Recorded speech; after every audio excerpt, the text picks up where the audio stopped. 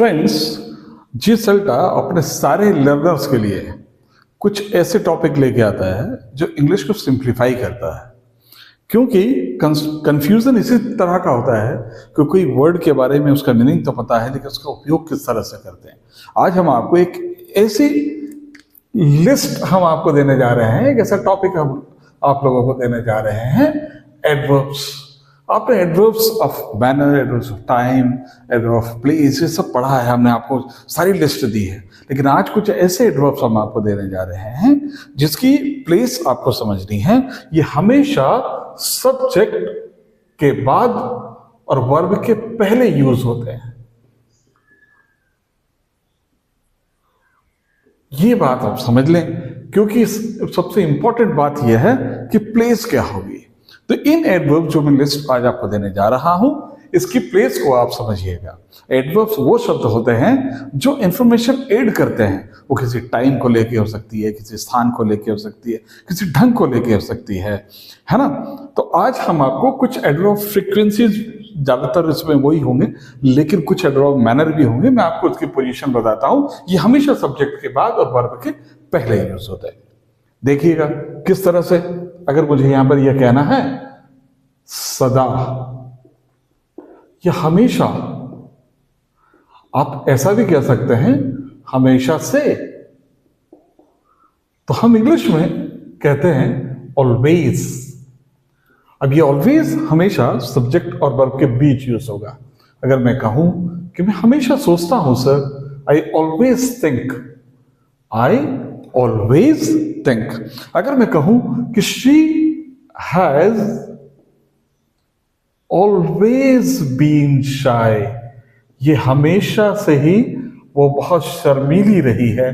देखो, हैज के बाद इन हेल्पिंग वर्ब के बाद और वर्ब के पहले, she has always been shy. Is it clear? Normally ऐसा कहा जाता है कि always is used in present simple tense, लेकिन ऐसा नहीं है। आप उसको किसी भी टेंस में यूज कर सकते हैं, लेकिन उसके भाव को समझना पड़ेगा। अगर जैसा मैं कहूं कि she is always complaining about food, वो हमेशा कंप्लेन करती रहती है, पता है। शी इज ऑलवेज कंप्लेनिंग, हमेशा कंप्लेन करती रहती है। तो ये करती रहती है, प्रेजेंट कंटिन्यूअस टेंस में ऑलवेज का यूज किया, क्योंकि हम थोड़ा सा यहाँ पर गुस्से की बात कर रहे हैं, थोड़ा सा एंगर वाले फील को एक्सप्रेस कर रहे हैं, इसलिए आप प्रेजेंट कंटिन्यूअस टेंस में भी इसका उपयोग कर सकते हैं। देखिए, तीनों अलग अलग एक्सप्रेशन मैंने आपको बताए। अब हम आगे बढ़ते हैं। अगर मुझे कहना है अक्सर, तो इंग्लिश में क्या कहेंगे? ऑफन। अगर आपको यह कहना है कि मैं अक्सर सोचता हूं, तो क्या कहेंगे? I often think. मैं अक्सर मिलता हूं उससे, I often meet him, I often meet him. इसमें टी साइलेंट होगा, हम हमेशा पढ़ेंगे ऑफन। छोटी छोटी सी जो चीजें हैं, यही आपको कॉन्फिडेंस दिलाएगी। आप लोगों को हमेशा ये लगेगा, आपको पता होगा आपको यहां यूज करना है, and you are going to be confident enough in your entire life कि ये वर्ड का यूज, इस एडवर्ब का यूज हम इस जगह पर, इस प्लेस पर करेंगे। देखिए, हम आगे पढ़ते हैं। अक्सर को क्या कहा हमने? ऑफन। अगर मैं यहां पर यह कहूं कि कभी नहीं, कभी नहीं एक एक्सप्रेशन, नेवर। अगर मैं कहूं कि मैं कभी किसी को हर्ट नहीं करता, I never hurt anybody, I never hurt anybody. मैं कभी किसी को हर्ट नहीं करता। तो कभी नहीं को क्या कहा हमने? नेवर। अब कुछ नेगेटिव एक्सप्रेशंस भी हम लोग इसमें यूज करते हैं। देखिए, अगर मुझे बोलना है शायद ही, अपन बोलते हैं ना कभी, शायद ही कभी, तो इंग्लिश में हमेशा बोलते हैं सेल्डम। अगर आपको यह कहना है कि बार्किंग डॉग सेल्डम बाइट, जो गरजते हैं वो बरसते नहीं हैं, एक प्रोवर्ब है इंग्लिश में, इसका मतलब हमेशा नेगेटिव होता है। याद रखिएगा। अगर मुझे बोलना है बार्किंग डॉग सेल्डम बाइट, भौंकने वाले कुत्ते शायद ही कभी काटते हो, यानी नहीं काटते हैं। लेकिन नहीं की जगह पर हम यहाँ पर कौन सा वर्ड यूज कर रहे हैं? सेल्डम। तो सेल्डम के इस नेचर को आप समझिएगा कि हमेशा ये नेगेटिव फोर्स रखता है। अब हम आगे बढ़ते हैं। आप इसको ऐसा भी कह सकते हैं कि आई सेल्डम टेल अ लाई, मैं कभी, शायद ही कभी झूठ बोलता हूं, यानी मैं हमेशा सच बोलता हूं। आई सेल्डम टेल अ लाई। तो शायद ही कभी को क्या कहा? Seldom.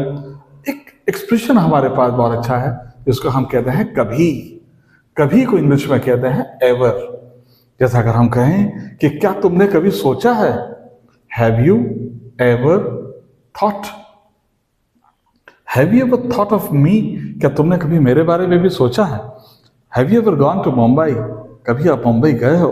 Have you ever gone, कभी को क्या कहेंगे, एवर, और कभी नहीं को क्या कहते हैं, नेवर। चलिए हम आगे बढ़ते हैं। अगर हमको यह कहना है अभी भी, तो अभी भी के लिए हम यूज करेंगे स्टिल। अगर आपको यह कहना है कि मुझे अभी भी याद है, तो इंग्लिश में क्या कहेंगे, I still remember, I still remember, मुझे अभी भी याद है। अगर मैं कहूं कि मुझे अभी भी डाउट है, तो क्या कहेंगे, आई स्टिल डाउट। मैं कहूं मुझे अभी भी विश्वास है, आई स्टिल बिलीव। तो अभी भी को क्या कहते हैं, स्टिल। कभी हम किंतु फिर भी के लिए बस स्टिल का यूज करते हैं। हम उसको एक बार आपको कनेक्टिव की एक लिस्ट हमने आपको जारी की थी, उसमें उसको पढ़ाया है। तो अभी भी को क्या कह रहे हैं, स्टिल। अगर मैं कहूं अब नहीं है, कोई चीज जो पहले कभी थी लेकिन अब नहीं है, तो इंग्लिश में क्या कहते हैं अपन, नो लॉन्गर। ये बहुत अच्छा एक्सप्रेशन है, नो लॉन्गर। अगर मुझे बोलना है कि she no longer lives here, मतलब अब वो यहां नहीं रहती, पहले रहती थी लेकिन अब यहां नहीं रहती। अगर मैं बोला I am no longer happy, मतलब मैं अब खुश नहीं हूं, पहले बहुत खुश था लेकिन मैं अब नहीं हूं, I am no longer happy. Is it clear. तो नो लॉन्गर का मतलब क्या होता है, अब नहीं। He is no longer the captain of the team, मतलब अब वो टीम का कैप्टन नहीं है, पहले था। Is it clear. तो चलिए हम आगे बढ़ते हैं और हम कुछ एक्सप्रेशन और पढ़ते हैं। अगर मैं कहूं जरूर से, तो इंग्लिश में हम कहते हैं हमेशा डेफिनेटली, या श्योरली भी बोल सकते हैं आप। अगर आपको यह कहना है कि मैं जरूर आऊंगा, तो क्या कहेंगे, I will definitely come, I will definitely come, मैं जरूर आऊंगा। Is it clear. या आई विल श्योरली कम, या दैट डे विल श्योरली कम, वो दिन जरूर आएगा मेरी जिंदगी में। तो जरूर से आएगा तो क्या बोलते हैं, डेफिनेटली या श्योरली। आप एक वर्ड बहुत अच्छा यूज करते हैं हमेशा, बेहतर। इसको इंग्लिश में कहते हैं बेटर। अगर मैं कहूं कि तुम बेहतर समझ सकते हो, तो क्या बोलेंगे बताइए, you can better understand, you can better understand, तुम बेहतर समझ सकते हो, यू कैन बेटर अंडरस्टैंड। अब हम लोग एक और पढ़ लेते हैं, इसको कहते हैं कभी कभार। ये भी एक नेगेटिव एक्सप्रेशन है, हमेशा आप यूज करते हैं रेयरली। अगर मुझे नहीं बोलना है, किसी फिल्में देखते हैं, मैंने कहा हाँ, we rarely go to pictures on Sundays, we rarely go to pictures on Sundays, we rarely go to picture, हम शायद ही कभी संडे को पिक्चर देखने जाते हैं, we rarely go. Is it clear. तो हमेशा को क्या कहते हैं, ऑलवेज। मैं हमेशा सोचता हूँ, आई ऑलवेज थिंक, वो हमेशा से शायर रही है, शी हैज ऑलवेज बीन शाय। अक्सर को कहते हैं ऑफन, मैं अक्सर सोचता हूँ, आई ऑफन थिंक। अगर मैं यहाँ पर कहूँ कि जैसा कि अक्सर होता है, as it often happens, as it often happens, जैसे कि अक्सर होता है, एज इट ऑफन हैपन्स। कभी नहीं को क्या बोलते हैं, नेवर। अगर मैं कहूं कि मैं तुमको कभी हर्ट नहीं करता, मैं कभी किसी को हर्ट नहीं करता, नेवर हर्ट एनीबॉडी। अगर मैं कहूं कि तुमसे कभी बात नहीं करूंगा, I will never talk to you. देखिए, विल के बाद और टॉक के पहले I will never talk to you.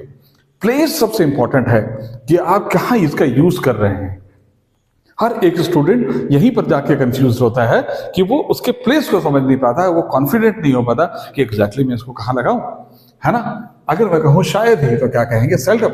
और ये बात भी जानिएगा इसके नेचर को कि नेगेटिव एक्सप्रेशन है, जैसा नेवर, सेल्डम, रेयरली, ये सब हमेशा नेगेटिव एक्सप्रेशन है। अगर मैं कहूँ कि बार्किंग डॉग सेल न बाइट, ये वो नहीं काटते हैं, जो भौंकने वाले कुत्ते नहीं काटते हैं, शायद ही कभी काटते हो, लेकिन एक्सप्रेशन जो होगा वो आपका नो वाला होगा। कभी को बोलते हैं एवर। क्या तुमने कभी सोचा है, हैव यू एवर थॉट। अगर मैं कहूं कि अभी भी को क्या कहेंगे, स्टिल, मुझे अभी भी याद है सर, आई स्टिल रिमेंबर। अब नहीं को क्या कहते हैं, नो लॉन्गर। अगर कोई चीज जो अब नहीं है, she no longer lives here, अब वो यहाँ पर नहीं रहती। और अगर मैं कहूँ जरूर से, डेफिनेटली और श्योरली, अगर मैं कहूँ कि वो मैं जरूर आऊंगा, आई विल डेफिनेटली कम। बेहतर को बोलेंगे बेहतर, तो बेहतर समझ सकते हो, you can better understand. And कभी कभार को बोलते हैं rarely, we rarely go to pictures on Sunday.